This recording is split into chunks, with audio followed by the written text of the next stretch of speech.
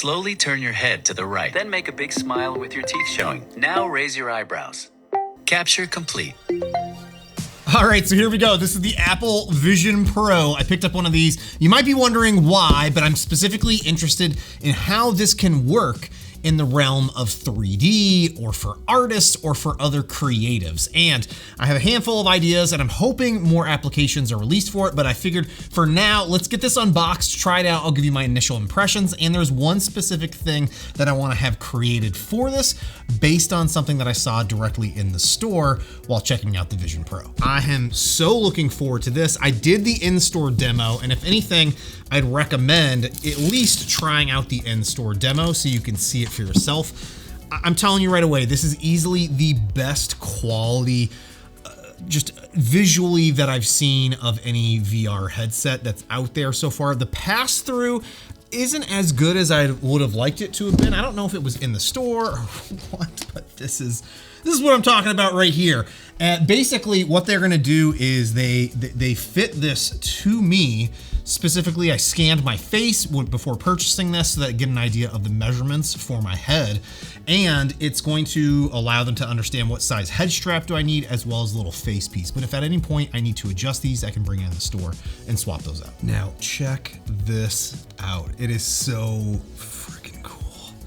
Front cover there, this little soft cover, protective cover for the glass front screen. I'm sure you've probably seen a bunch of the other videos from MKBHD and others that are out there. I have a feeling they're going to release a more affordable version in the next year that's going to maybe tone down the screen, maybe remove this screen entirely.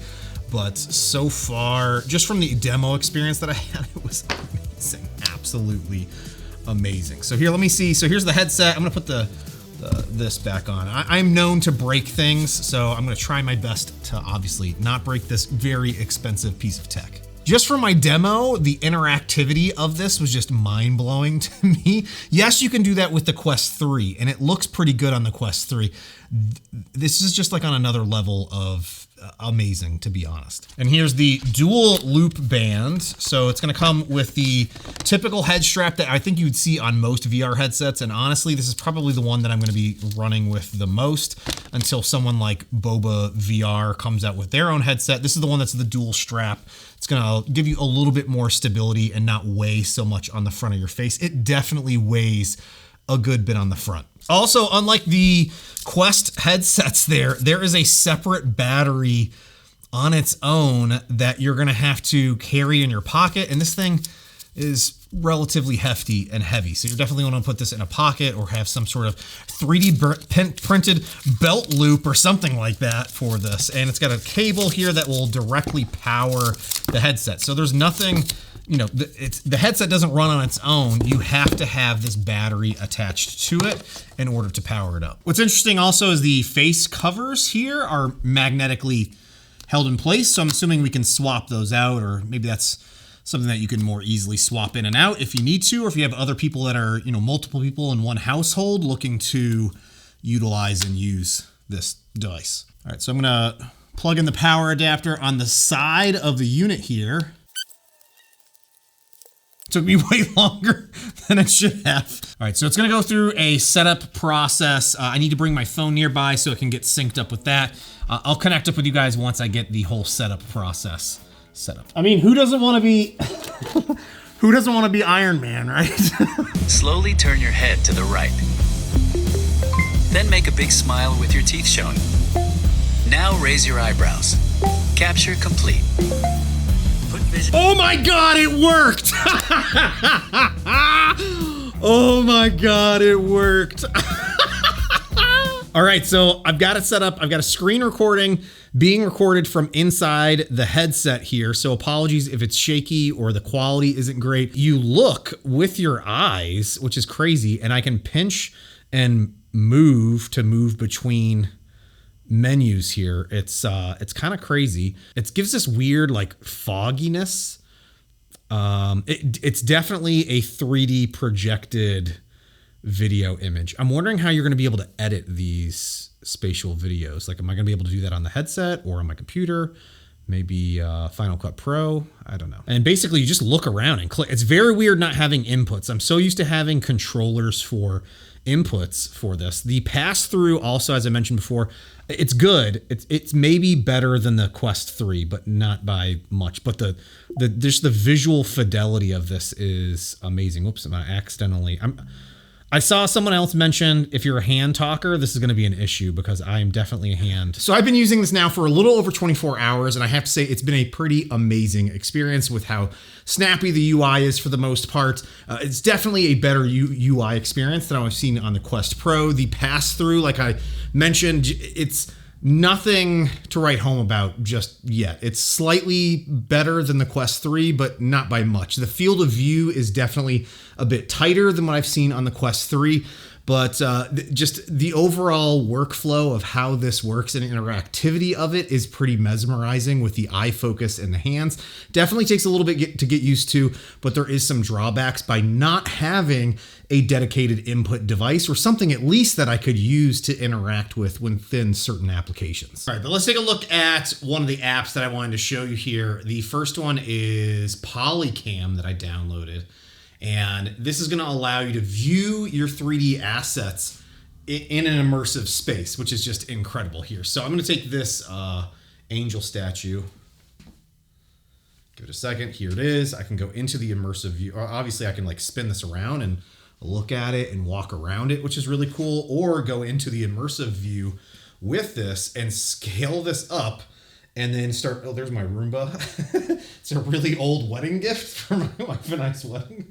And then I can position this around and move it around here. It's a little finicky, the controls here. So to get used to, I think this is all going to improve since a lot of these apps, this is the first iteration of this, and they're going to be getting their hands on it the first time that we're getting our hands on it with these, but it's still just really impressive to be able to see and interact with this sort of thing. So here's another cool look at an environment. This looks like an aerial scan that you can get a better look at here in this augmented space. So it's much more immersive than augmented reality over your phone, projecting somewhere, because you're actually seeing it and able to move all around the object here. One thing I'm really looking forward to from the Polycam team is seeing if they're able to build an actual 3D scanning application with the built-in cameras here. I believe that's going to be possible. We'll have to wait and see. Also, to close apps that you're in, you just go in the little corner here and click close, and it'll close that out. Or here in Safari window, I can close that out.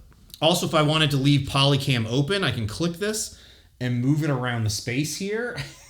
Or I can resize it and make it huge or really thin. And again, kind of reposition this around the space. Maybe I wanted to stand next to Street Fighter here. I can do that. And the tracking on this is just really crazy as well. So I can come back and it's right there. The Quest 3 has a really hard time keeping track of those things. Let's take a look at another app. Maybe you're into drawing. There's no Procreate on this just yet because obviously there's no Apple Pencil. But there is here that we've got Doodle, which is going to give you a brush-like surface here that I can then draw with. This is all going to be very basic, I think, for the most part, until we get some kind of device that they offer that's going to allow you to have that pressure control. Also, one other big thing that I'm missing with a lot of this is there's no gesture shortcuts that I'm aware of to undo an action. So if I wanted to undo, I can't like swipe back or forefinger or I don't know. There's nothing built in natively just yet. So you have to come in and look at the undo and undo to undo any action here. But it is still kind of cool to be able to come in and do this space. I would love to see some kind of an app that, maybe it allows me to blow this up more. Oh, here, I guess I can just kind of blow this up to be the size of the wall. And then I could physically come up here and start interacting with the board. Could be kind of cool. So just some different use cases here. So this is just a drawing app here. Also, this is free to download, free to try, but they want like $2 for it. I'm not going to buy that.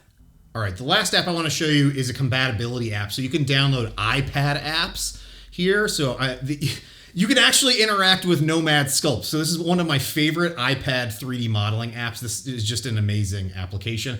And you can actually come in here and I can use the clay tool and start sculpting. Oh, it's hold on, it's repositioned. Let me, there we go. I've repositioned it so it's front facing, and now should be able to come in here. I can subtract from in this. I can control how big this is. I can come in here.